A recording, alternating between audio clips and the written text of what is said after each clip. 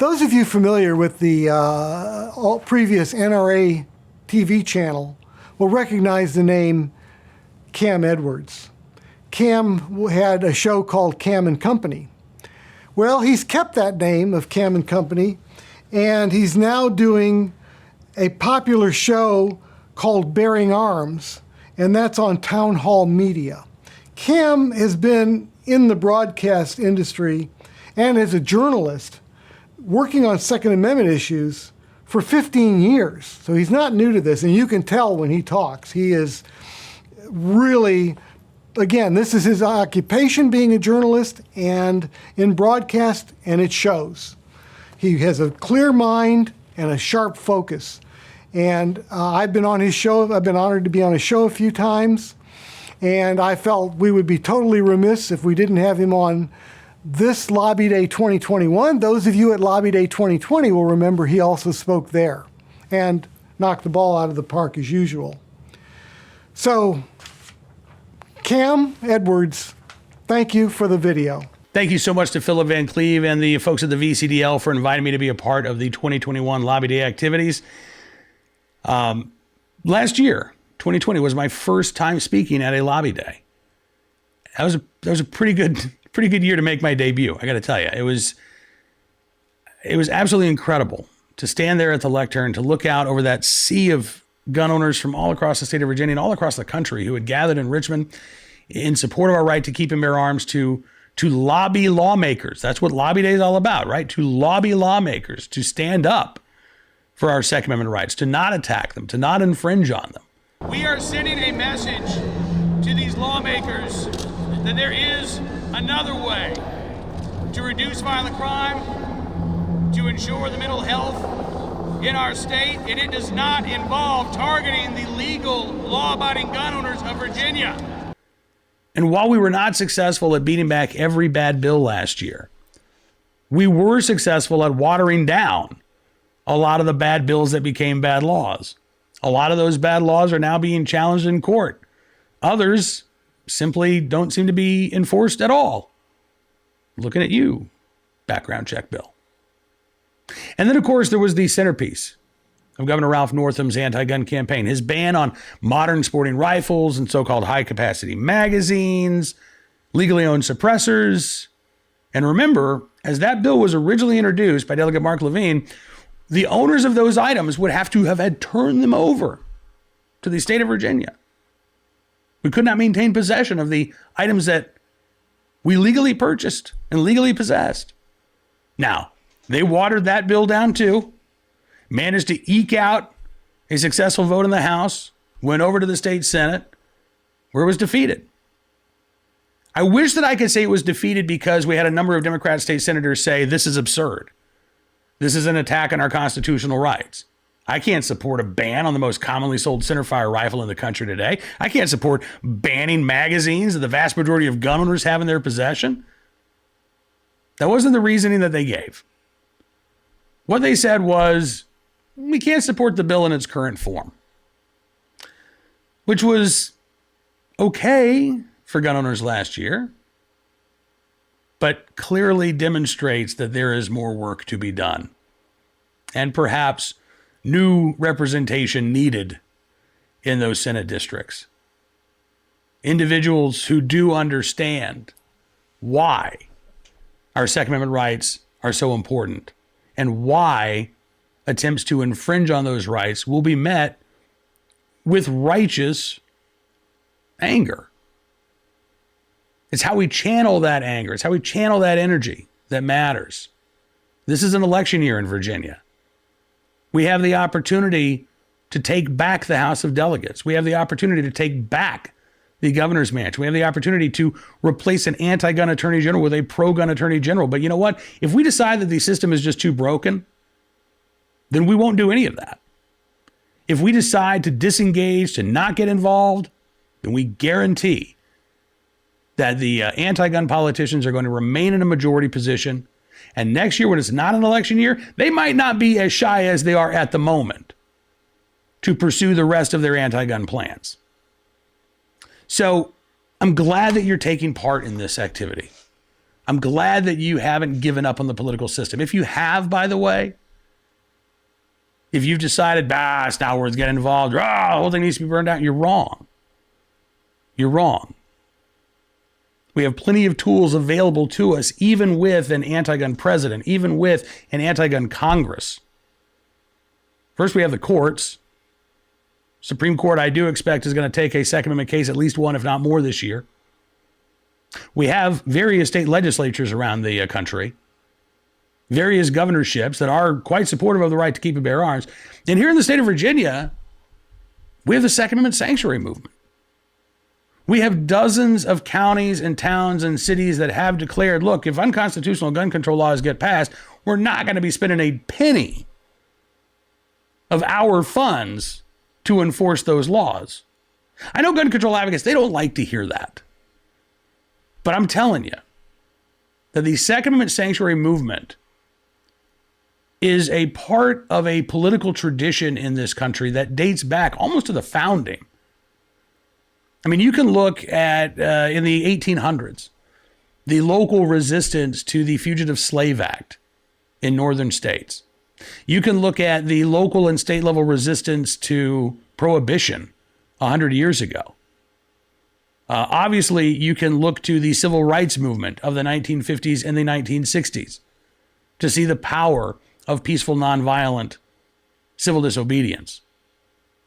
In the 1970s and 80s, the rise of the illegal immigrant sanctuary cities. More recently, states legalizing cannabis, despite federal law still declaring it illegal.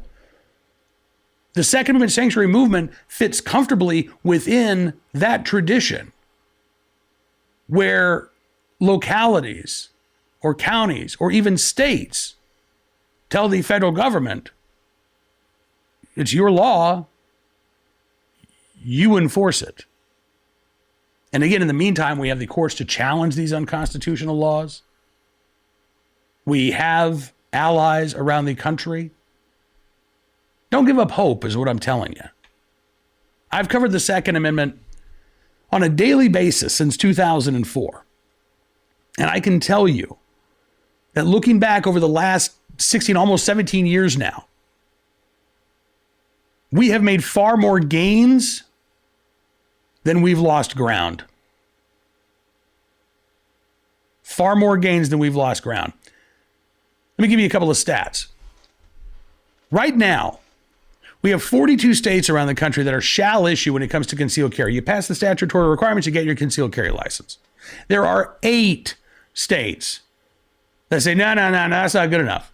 What's your reason to carry? You got to give us a good reason. Self-defense isn't good enough. You have to justify your need for a carry license. We have 8 of those states left. We have 15 states right now that don't require a permit to carry at all. If you're a legal gun owner, you can legally carry. And I suspect that number 16 is going to arrive this year.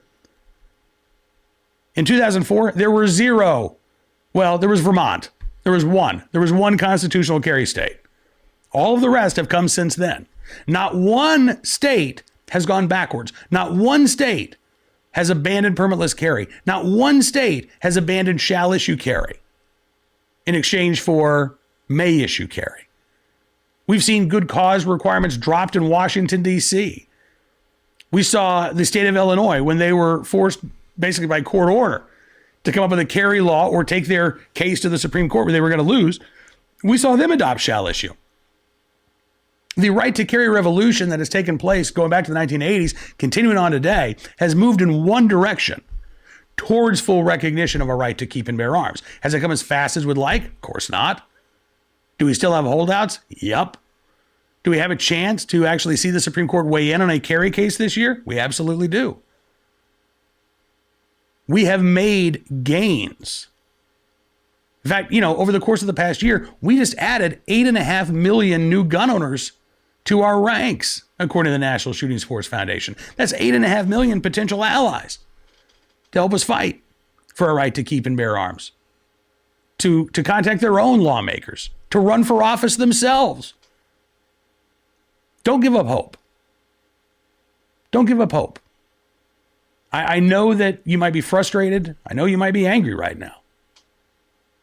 But you need to try to figure out a way to channel that, to be productive, to be engaged, to be involved, because that is how we win. And I want to take just a minute or two to talk to those anti-gun lawmakers. I doubt many of them are listening, honestly. I really do. But I want to take just a minute to talk to those folks. As I mentioned, we just went through the busiest year in history in terms of gun sales. We just saw the most new gun owners in a 12-month period that the history's ever seen, that the country's ever seen. Those folks matter. And those existing gun owners matter too. And I know that a constitutional argument, me telling you, hey, you're violating the Constitution, I know you don't believe it. Well, the Constitution is limited. Well, the Supreme Court got it wrong. Well, listen. If you're a Democrat who supports gun control, who believes that you can ban your way to safety, I want to ask you a question. Do you also think that the criminal justice system is systemically biased? Do you think that there are problems within policing and prosecution that fundamentally affect every aspect of the criminal justice system? Because if you do believe those things, and you also believe in criminalizing the possession of a 20-round magazine or a 17-round magazine or a modern sporting rifle, or you believe in gun licensing laws that would put people in prison if they don't get pre-approval from the state before they exercise their Second Amendment rights, if you support any of those supply-side gun control laws, guess what? You're a part of the problem, because you're putting laws on the books that are going to be enforced by a system that you say is not fair. Now, I think you should ponder that. Think about it before you decide if the next gun control bill that comes across your desk is something that you can really support, or if there is not a better, more effective, more just and fair way to reduce violent crime, to go after those who might be interested in taking their own life and ensuring that they get the help that they need, to preventing domestic violence. Because I guarantee you that there are effective solutions to those issues that don't involve infringing the rights of Americans and don't involve, by the way, putting more laws on the books. We as gun owners, we care about these things. We care about our country. We care about our neighbors. We care about our communities. It's not that we don't care. But you're not going to violate our constitutional rights with the empty promise of safety and security. You know, look, Virginia in 2019, before any of these gun control laws were passed and put on the books, Virginia was the fourth safest state in the nation. What happened after these gun control laws got put on the books in 2020? Our crime rate went up. Now, it went up around the country. But these new gun laws in Virginia didn't stop violent crime from rising here. And the lack of gun control laws in the state did not prevent Virginia from being one of the safest states in the union in the years previous. There are ways that we can come together, honestly, as long as people are willing to talk about it and have this discussion. There are things that we can do to actually make a difference that don't involve trying to take people's rights away. I'm going to try to end on an optimistic note here. So bear with me, because I know a lot of you aren't feeling very optimistic. As I laid out, looking at this movement long term, we have had more successes than failures. We are moving in the right direction. There will be times where we will take a step back. There are times where we will stall out and we will feel like we're spinning our wheels. But the Second Amendment didn't just come into existence last year. Since 1791, the Second Amendment has been that written guarantee that our pre-existing natural right to keep and bear arms shall not be infringed. And again, we have the opportunity this year in Virginia to to take a step forward. But if we're not engaged, if we're not involved, no matter how frustrated we might be with the political system, if we give up, if we throw up our hands in disgust, if we decide that, we want to just try to burn it all down instead, we will squander that opportunity to take back the House of Delegates, to take back the governor's mansion, to replace an anti-gun attorney general with an attorney general who can read the Constitution and who can understand it. And I don't want to see us waste that opportunity. We are a big tent movement, believe it or not. I think we're the last big tent movement in the country because it's the right of the people to keep and bear arms. That shall not be infringed. And so we need to do everything we can to ensure that as many people as possible in Virginia are involved and engaged to defend and support and secure that right. And I thank you for being a part of that effort.